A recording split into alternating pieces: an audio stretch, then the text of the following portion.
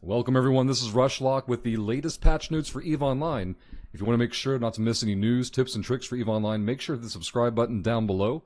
Make sure you have the notifications turned on as well. Let's dive into it today. Let's make sure we get our... There we go. LP donations are back on. You can move them from characters to corporations and from corp to corp. They also notate that there's a future potentiality for having a tax introduced at some point if they aren't happy with the way the LP market develops. The Winter Balance Update.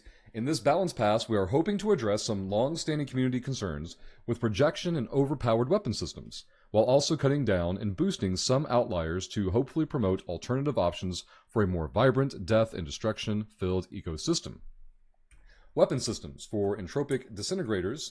The basic idea, I'm trying to save you guys some time here, base damage reduction, the per cycle increase percentage has been increased, and the damage multiplier has been increased. So the way it's been explained to me is that at max cycles you have a DPS increase, but the earlier DPS cycles are lower, and that's supposed to help. Well, let's read the actual. This should make them weaker at killing tackle ships, since the initial damage when target swapping is lower. This will also help alternative options that fill the same role stand out more, like in the case of the ONI versus the Vedmak, with the Omen Navy issue now offering much better initial DPS.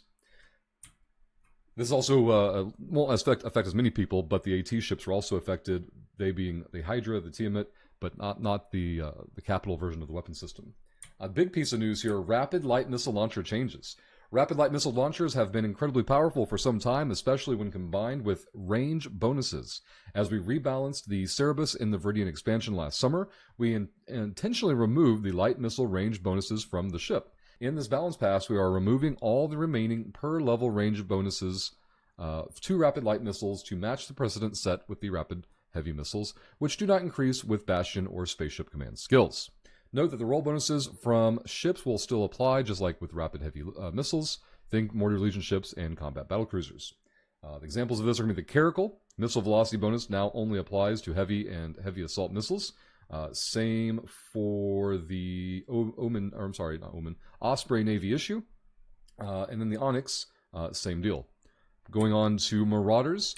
While we are happy with the on-grid power of the Marauders since the adjustments we made in the Viridian expansion, Marauders can still feel oppressive in certain scenarios. Marauders currently only warp 12.5% slower than T1, Faction, and T3 cruisers, which doesn't leave much room for them to outmaneuver Marauders when choosing to avoid them.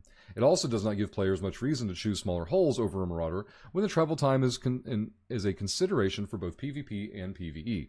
To tackle this, we're reducing the warp speed of Marauders down to the same base level as T1 and Faction battleships. Warp speed being adjusted for all Marauders, reduced from 3.5 AU to 3 AU flat per second.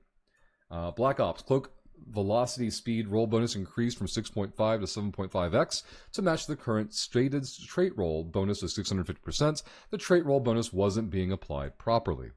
Field command ships. In an earlier balance pass, we removed the command burst range bonuses from the field command group of command ships in exchange for an increase to command burst strength.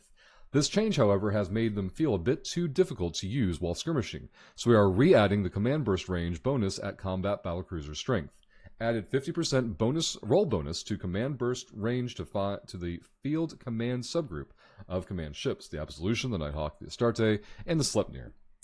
The Astarte also getting a armor repair bonus increase from 7.5 to 10% per level of Galente battlecruiser skill.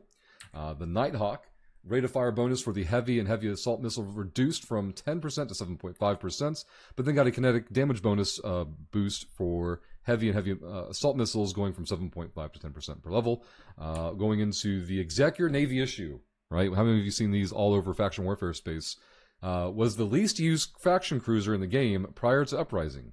We are happy we managed to pull it out of the abyss it was in, but it's now at the very top of the pile along with the Osprey Navy issue and has become incredibly dominant. So they're going to medium hybrid damage bonus reduced from 25% to 20% per level of the Galente cruiser skill. Bellicose. The Bellicose continues to have low usage as both an E-War platform and combat cruiser.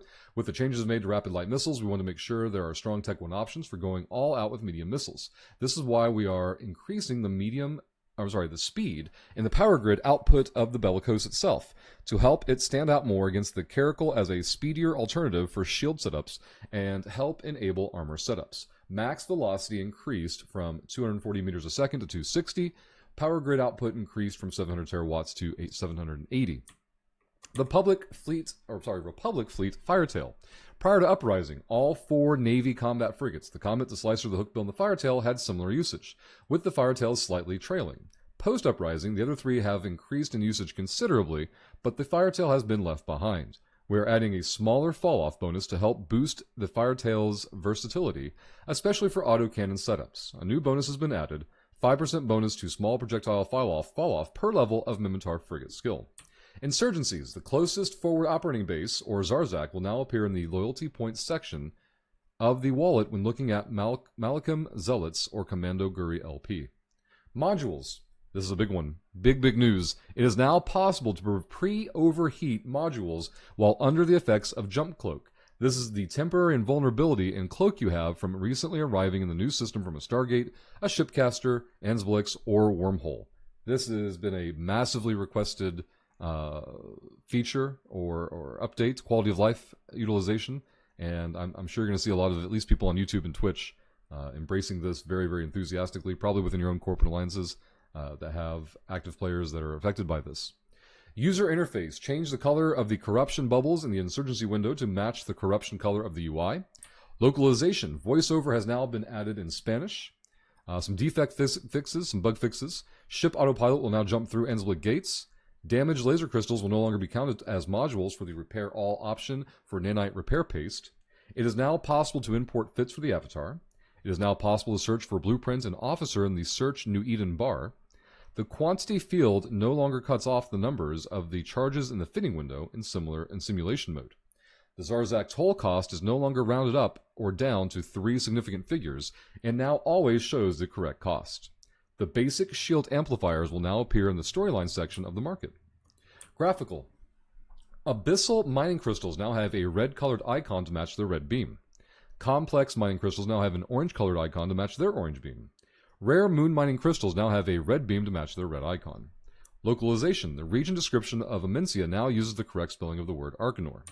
User interface changes.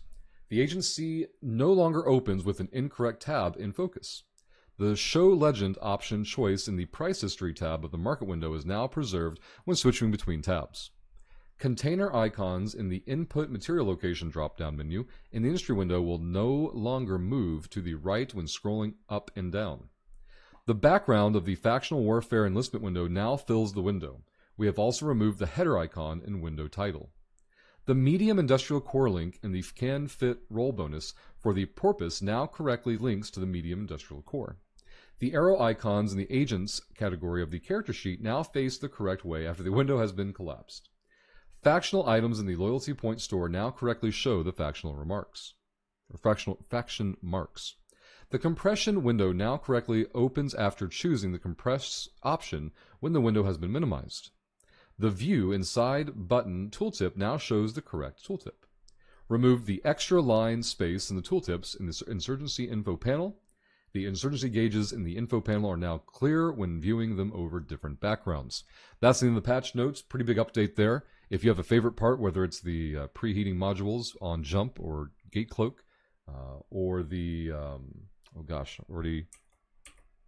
the Rapid Light Missile. I thought that'll be like a popular one. People don't usually like nerfs. But whatever ones you guys have thoughts on or feelings about, be sure to share them in the comments down below. I guess the big one for the community is the LP shift, and be interesting to see how they monitor the LP market and decide what the line is for needing to introduce a tax for it. But let us know what you think down below in the comments section. As always, enjoy your day, and until next time, goodbye forever.